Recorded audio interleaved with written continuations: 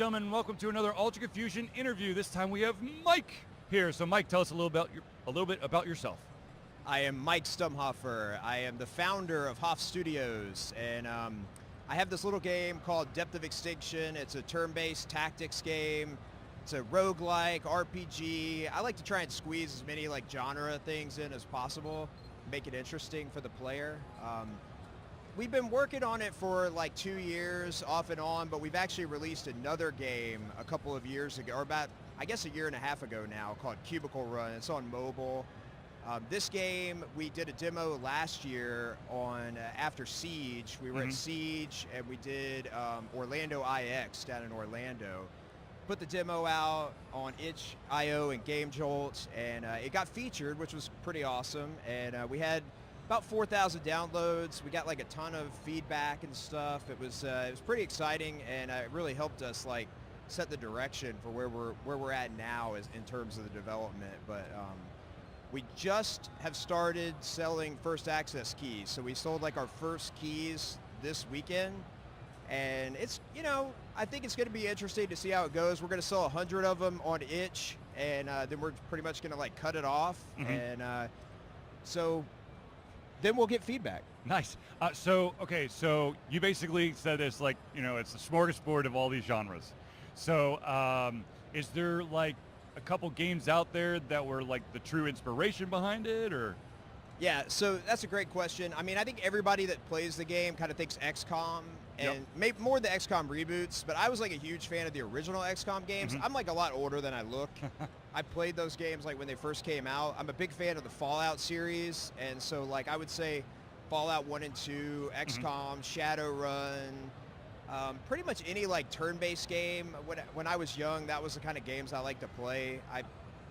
So it's pretty much it, you know. So in this process of evolving this game, what would you say is the biggest hurdle that you've had to try to overcome?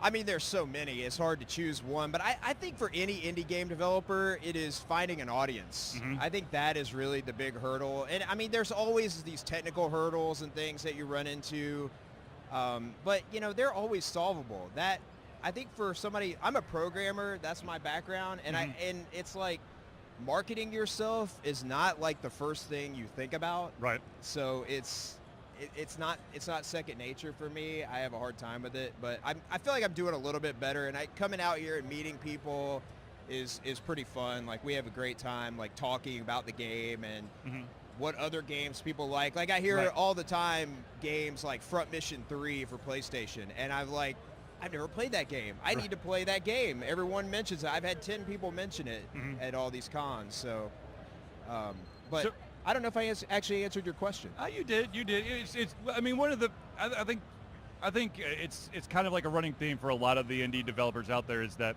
you kind of need to find your niche, your market, where's the people that kind of like the same thing you like, which is sometimes a lot harder than it seems. Yes. So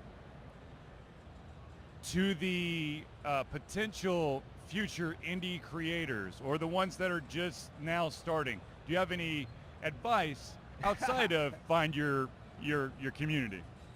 I think generally the biggest advice I could give new indie devs is like set your expectations correctly. I'm not saying like set your expectations low, but if you have a complex game to put out, like don't make that your first project. Like make a simple project. We made an Infinite Runner game called Cubicle Run. It was simple. We didn't have a ton of downloads, but it really helped in terms of like learning marketing techniques and learning about how games are put together. I mean, I'm not come from a long time game background. I was a software engineer for 15 years.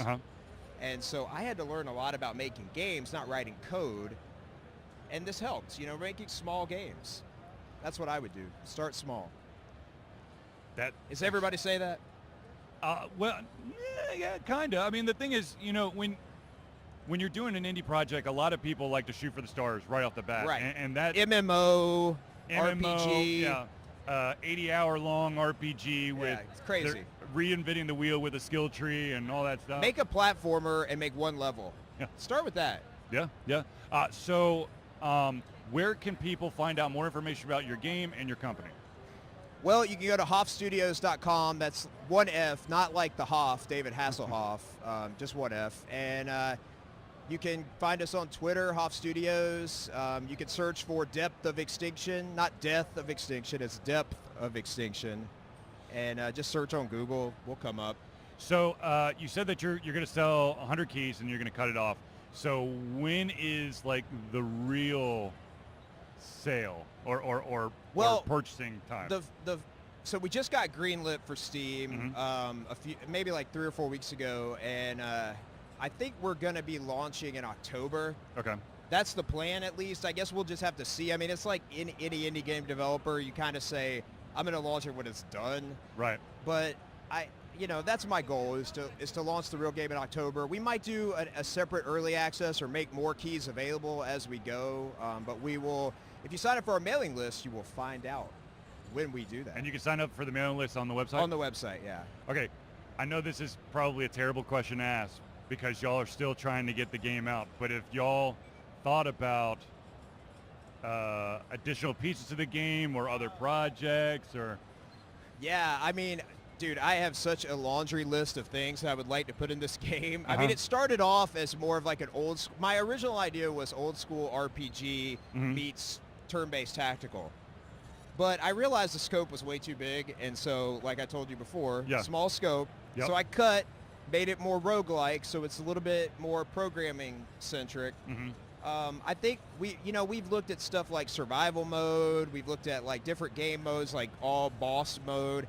The big one, if we had time, was multiplayer. I think everybody wants multiplayer. That was going to be my next question. Yeah, I knew you'd bring that up. Well, you're talking about, you're talking about all these different modes. I'm like, man, that just screams. It screams multiplayer. Multiplayer, yeah. Everybody asks about it, but it's like, I want to get the real game, really, like single player experience, like really solid, and then we'll come back and address that. So when the game actually comes out, what do you think, what would make you satisfied that people are getting the best experience in terms of the amount of time they're spending playing the game?